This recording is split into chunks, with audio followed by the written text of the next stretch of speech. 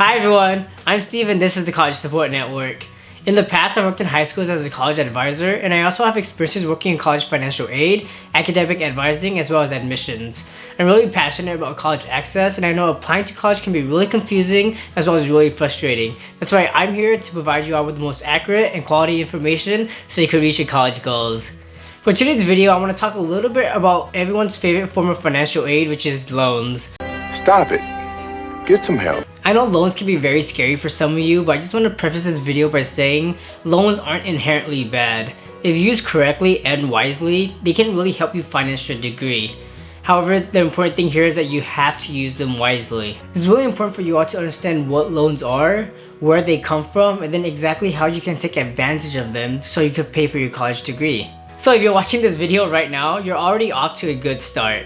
With that being said though, before we begin, I do have some important notes that I do have to tell you all. The very first thing is, as always, I am not your financial aid advisor. I'm simply here to provide you all with the most accurate and quality information that I have so you can make informed decisions about your future.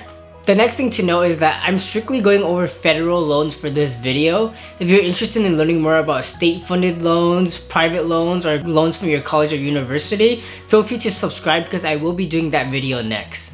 The next thing is, as I go over each and every single federal loan, I will be answering three main questions. The first is, what exactly is this loan or loan type?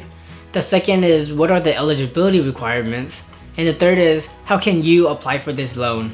And the final thing is, if you enjoyed or learned from this video at all, please feel free to give it a thumbs up as well as share it with any friends that might find it useful. It really does help my channel out, but it also helps you all learn more about college and financial aid. And with that being said, let's get started. Alright y'all, before I start going into specific federal loans, I do want to just briefly define and tell you what a loan is.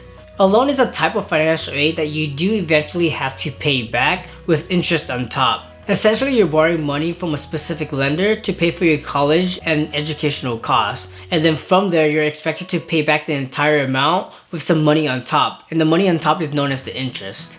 The way interest works is a huge differentiating factor between different loan programs. Some loans are subsidized, some loans are unsubsidized, some loans have really high interest rates, and some loans have really low interest rates, and then a lot of other factors that are related to interest as well. You'll learn more about this throughout this video, but for now, just remember that interest does change from loan to loan. So with that being said, what exactly is a federal loan then? As you could probably guess, it's just a loan that's offered by the federal government.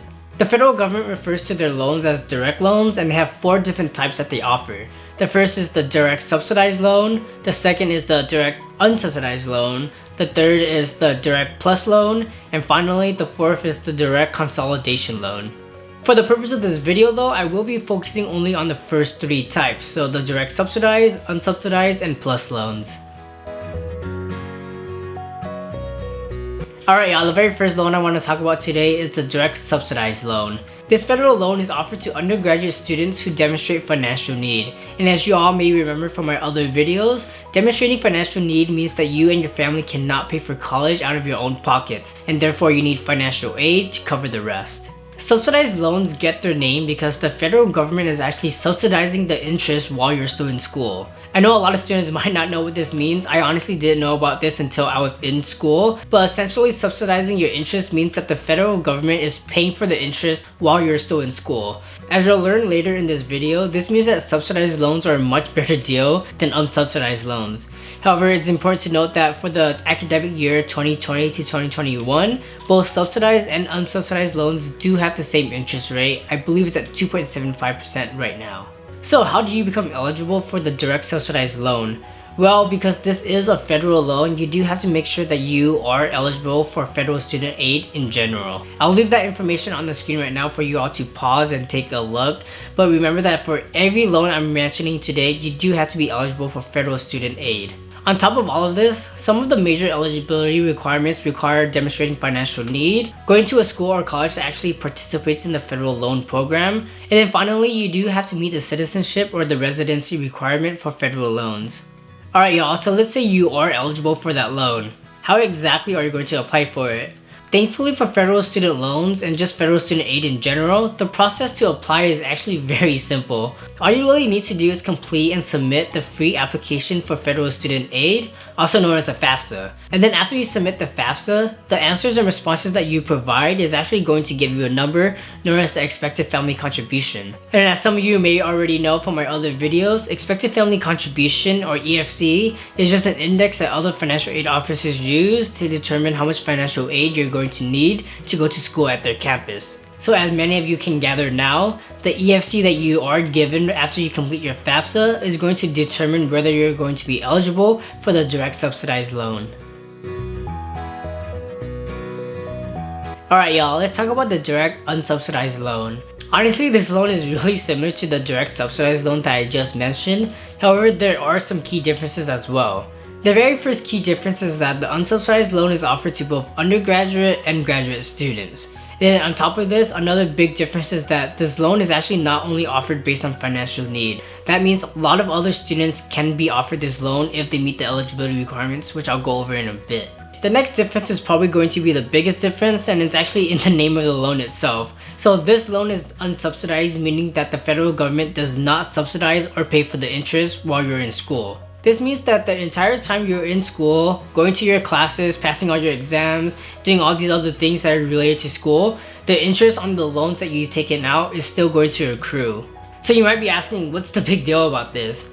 Without getting too much into the math, if student A and student B take out the exact same amount of money, let's say they take out $1,000 every single year for 4 years, student A is only going to owe $4,000 after 4 years, right? Because since they only took out $1,000 each and every single year and the interest didn't accrue because the federal government was paying for it, they only pay for that $4,000. However, if student B took out the same amount of money and then their loans were unsubsidized, they'll owe that $4,000 and then they'll have to pay also the interest that was accruing the entire time or the entire 4 years they were in school. I don't want to get into too much of the math just because it really depends on a lot of different things. However, just know that unsubsidized loans will generally mean you have to pay more after you graduate. I know this all sounds really complicated, and honestly I'm probably not doing that great of a job of explaining it. So if you want to learn more and you want to learn the differences between the two, I really recommend looking in the description box below because I'll be leaving links to everything I learned and talked about in this video down there. In terms of eligibility requirements, just like the subsidized loan, you do have to make sure you are eligible for federal student aid. And then remember that this loan is offered to both undergraduate and graduate students. And then finally, remember that you don't actually have to demonstrate financial need to be eligible for this loan. Alright y'all, so how do you apply for this loan? Just like before, all you really need to do is submit the FAFSA and then get an EFC from it. And then based on the answers and responses that you provide, this is going to determine whether you're going to be eligible for this loan or not. But like I said, please remember that it's not always going to be based on financial need. And then also, while we're talking about FAFSA and the responses, the answers that you provide in this application is also going to determine the maximum amount that you could get for both the subsidized and unsubsidized loans. I don't want to get into too much detail just because there's a lot of factors that go into it, so I'll leave them on the screen here for you all to take a look and read. However, in general, most schools that provide you the loan are going to look at financial need, the academic grade level that you're in, and then whether or not you're a dependent or independent student. Alright y'all, the very last loan I want to talk about today is the Direct Plus loan.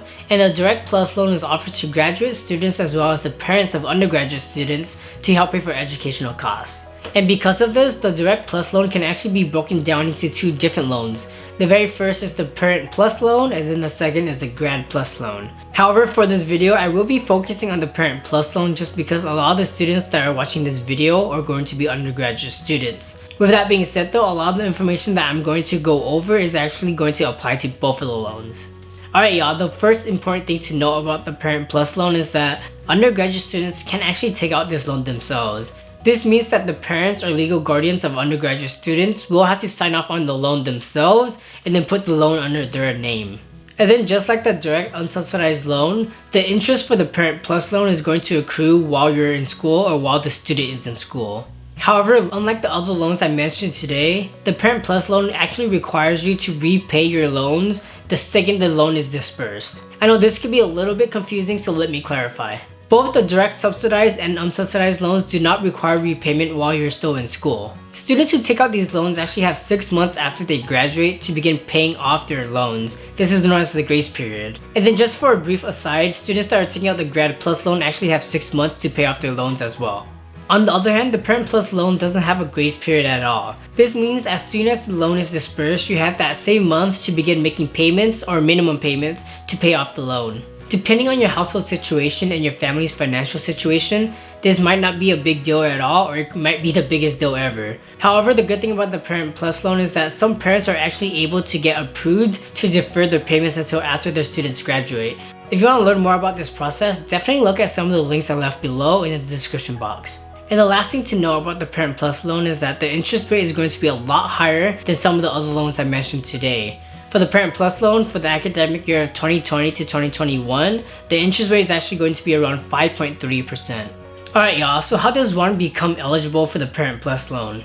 The most important thing is to remember that both the student and the parent does have to meet the eligibility requirements. So the very first thing, as always, is that the student does have to be enrolled at least half-time in an eligible degree program. And then from there, they have to meet the general eligibility requirements for federal student aid.